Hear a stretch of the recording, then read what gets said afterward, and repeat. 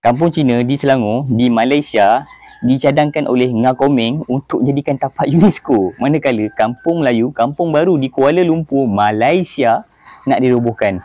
So itu antara nasib bangsa kita yang menimpa kita dekat negara ataupun tanah kita sendiri. Walaupun kita ada raja, tapi pihak lain, bangsa, sebahagian daripada bangsa lain nak cucuk-cucuk kita, nak menaikkan kemarahan kita. So, kita hidup berbilang kaum dekat sini. Aku bukanlah orang yang resis ke apa ke kan. Aku ada je kawan Cina, Melayu, India. Korang boleh tanya aku nama-nama, aku boleh sebut. Cuma, aku terpanggil nak buat video ni untuk memberi kesedaran ataupun memberi pesanan lah. Untuk melindungi budaya yang dah sedia ada, yang dah asal ada dekat sini untuk dipertahankan. Jangan hilang. Sebab apa? Rugilah.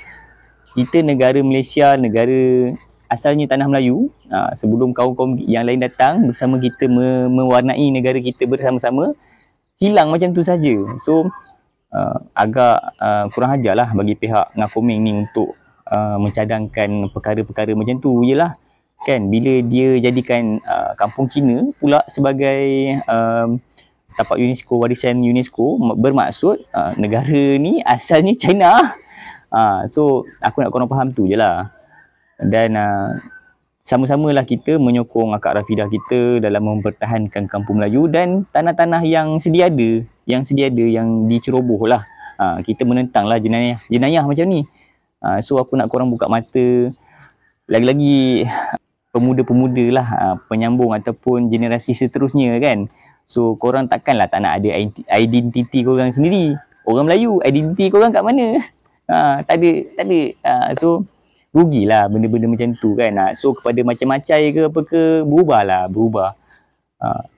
Support sokongan orang Melayu bukanlah apa, untuk mengekalkan budaya culture kita yang sedia ada. So kita hidup sama dengan kaum Cina, kaum India. Nanti kat Malaysia ada budaya India, ada budaya Cina, tapi budaya Melayu tak.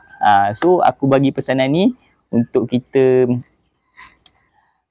bersama-sama lah, orang kata menaikkan semula budaya kita, mempertahankan tanah-tanah kita. At least kita dapat sambungkan generasi ke generasi. Itulah pesanan aku. Janganlah tidur dah geng. Support. Kalau korang nampak ada kawan-kawan kita bangsa Melayu, bangsa kita sendiri naik, korang support. Bukan apa, kita nak memberikan persaingan yang baik, persaingan positif kepada bangsa-bangsa yang lain. Kita pun boleh belajar daripada orang pun boleh belajar daripada kita. Itu je lah. So aku rasa video ni tak resis lah. Aku tak tahulah kalau orang lain mengulas benda-benda lain kan.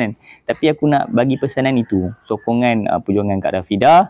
Lepas tu kepada pihak-pihak yang macam tu, tolonglah, macam Nga Komeng tu, tolonglah. Janganlah cocok-cocok bangsa lain. Nanti bila kita marah, korang cakap kita pula yang resis, apa semua. Cuma kita nak mempertahankan hak kita sebagai bangsa asal kat sini dan mempertahankan budaya kita. Aku ulang banyak kali kan. So aku nak buat video pendek sebab aku pun bukan orang berkepentingan pun nak buat video ni.